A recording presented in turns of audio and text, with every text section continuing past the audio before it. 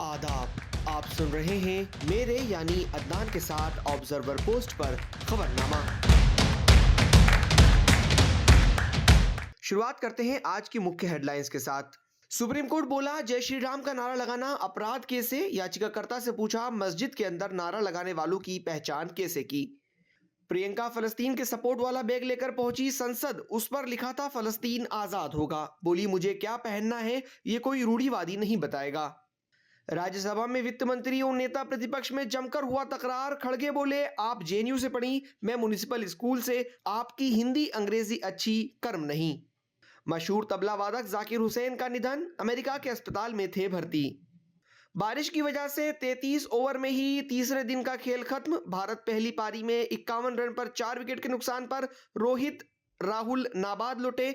Australia 394 run से आगे। अब खबरें विस्तार से। सुप्रीम कोर्ट ने सोमवार को एक मामले की सुनवाई करते हुए पूछा कि जय श्री राम का नारा लगाना अपराध कैसे हो सकता है।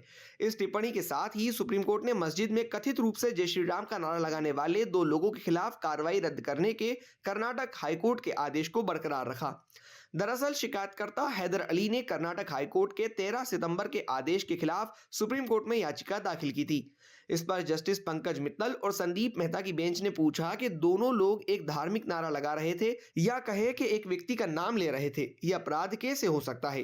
कर्नाटक हाईकोर्ट ने 2 लोगों की याचिका पर सुनवाई करते हुए आदेश सुनाया था। इन दोनों पर 24 सितंबर 2023 को मस्जिद के अंदर दाखिल होने और वहां धार्मिक नारे लगाने का आरोप लगा था। दोनों के खिलाफ कड़ावा पुलिस स्टेशन में एफआईआर दर्ज कराई गई थी। इस एफआईआर में कहा गया था कि कुछ अनजान लोग मस्जिद में दाखिल हुए, जय श्री राम के नारे लगाए और धमकी दी। दोनों ने अपने खिलाफ एफआईआर और कानूनी कार्रवाई को रद्द कराने के लिए हाईकोर्ट में याचिका लगाई थी। सुप्रीम कोर्ट ने मामले की सुनवाई के बाद कहा था कि जिन अपराधों की शिकायत की गई है उनका कोई सबूत नहीं है। ऐसे में याचिकाकर्ताओं के खिलाफ कानूनी कार्रवाई किए जाने की इजाजत देने से कानून और न्यायिक प्रक्रिया का दुरुपयोग होगा। कांग्रेस सांसद प्रियंका गांधी सोमवार को संसद में फलस्तीन के समर्थन वाला एक बैग लेकर पहुंची। इस पर लिखा था फलस्तीन आजाद होगा। हैंडबैग पर शांति का प्रतीक सफेद कबूतर और तरबूज भी बना था। इसे फलस्तीन एकजुटता का प्रतीक माना जाता है। इससे पहले जून 2024 में भी प्रियंका ने इजराइल के प्रधानमंत्री बेंजामिन नेतन्याहू की आलोचना की थी। तब प्रियंका की टिप्पणी नेतन्याहू के अमेरिकी कांग्रेस को दिए भाषण में गाजा में चल रहे युद्ध का बचाव करने के बाद आई थी। तब उन्होंने कहा था कि गाजा में इजराइल सरकार ने क्रूरतापूर्वक नरसंहार किया है। प्रियंका ने एक्स पर लिखा था सही सोच रखने वाला हर व्यक्ति और दुनिया की हर सरकार की ये नैतिक जिम्मेदारी है कि वे इजराइल सरकार के नरसंहार की निंदा करे और उन्हें रोकने के लिए मजबूर करे। राज्यसभा में सोमवार को संविधान पर चर्चा के दौरान वित्त मंत्री निर्मला सीतारमण और कांग्रेस अध्यक्ष मल्लिकार्जुन खड़गे के बीच जमकर तकरार हुआ। वित्त मंत्री ने कहा कांग्रेस पार्टी परिवार और वंशवाद की मदद करने के लिए बेशर्मी से संविधान में संशोधन करती रही। ये सत्ता में बैठे लोगों की रक्षा के लिए किया गया था। इस पर खड़गे ने कहा जो लोग तिरंगे, अशोक चक्र और संविधान से नफरत करते थे वे आज शिक्षा दे रहे हैं।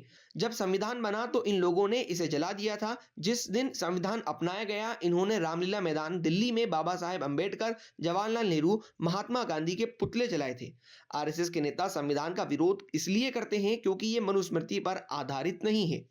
खड़गे ने कहा कि वित्त मंत्री निर्मला सीतारमण जी जवाहरलाल नेहरू विश्वविद्यालय से ग्रेजुएट हैं। मैंने म्युनिसिपल स्कूल से पढ़ाई की है, लेकिन संविधान हमने भी थोड़ा बहुत पढ़ा है। निर्मला जी की अंग्रेजी और हिंदी अच्छी होगी, लेकिन उनके कर्म अच्छे नहीं हैं। भारत के जाने माने तबला वादक और ग्रैमी अवार्ड विजेता उस्ताद जाकिर हुसैन का निधन हो गया। वे 73 साल के थे और अमेरिका में रह रहे थे। उन्होंने तबीयत बिगड़ने के बाद सैन फ्रांसिस्को के एक अस्पताल में भर्ती कराया गया। सोमवार सुबह एक्स पर पीटीआई ने लिखा परिवार ने पुष्टि की है कि 73 वर्षीय जाकिर हुसैन का सैन फ्रांसिस्को के अस्पताल में निधन हो गया है। समाचार एजेंसी एएनआई ने परिवार की ओर से जारी बयान साझा किया है। संगीत की दुनिया में जाकिर हुसैन भारत ही नहीं बल्कि दुनिया भर में एक जाना माना नाम थे। संगीत के ऑस्कर समझे जाने वाले ग्रैमी अवार्ड के लिए उन्हें 7 बार नॉमिनेट किया गया था। उन्होंने कुल 4 बार इस अवार्ड को जीता भी। साल 2009 में उन्होंने पहली बार ये पुरस्कार जीता था। उस वक्त उन्हें ये पुरस्कार ग्लोबल ड्रम प्रोजेक्ट के लिए दिया गया था। हुसैन ने इसके लिए मिकी हार्ड और जियोवानी हेडाल्गो के साथ मिलकर काम किया था। ये अवार्ड उन्हें best contemporary world music album category में दिया गया था। इसके बाद उन्होंने साल 2024 में हुए ग्रैमी अवार्ड में 3 ग्रैमी अवार्ड जीते।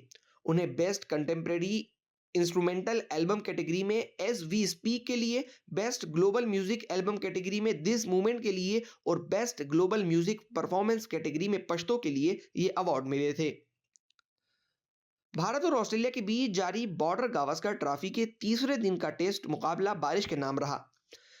ब्रिस्बेन के दागाबा मैदान पर सोमवार से रुक रुक कर बारिश होती रही। ऐसे में 33 ओवर ही डाले जा सके। स्टंप तक भारत ने पहली पारी में 4 विकेट खोकर 51 रन बनाए। केएल राहुल 33 और कप्तान रोहित शर्मा 0 पर नाबाद लौटे। टी ब्रेक से पहले ऋषभ पंत और विराट कोहली पवेलियन लौट गए थे। यशस्वी जायसवाल 4 रन और शुभमन गिल 1 रन बनाकर आउट हो गए।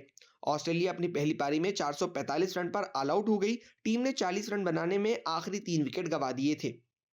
एलेक्स केरी 70 रन बनाकर आउट हुए थे। जसप्रीत बुमराह ने 6 विकेट चटकाए थे। रविवार को दूसरे दिन ऑस्ट्रेलिया टीम ने डेविड हेड 152 रन और स्टीव स्मिथ 101 रन के शतकों के सहारे 405 रन बनाए थे। पहले दिन बारिश के कारण 90 में से 13 ओवर 2 गेंद ही खेली गई थी। इस मुकाबले में भारतीय टीम ने टॉस जीतकर गेंदबाजी चुनी थी।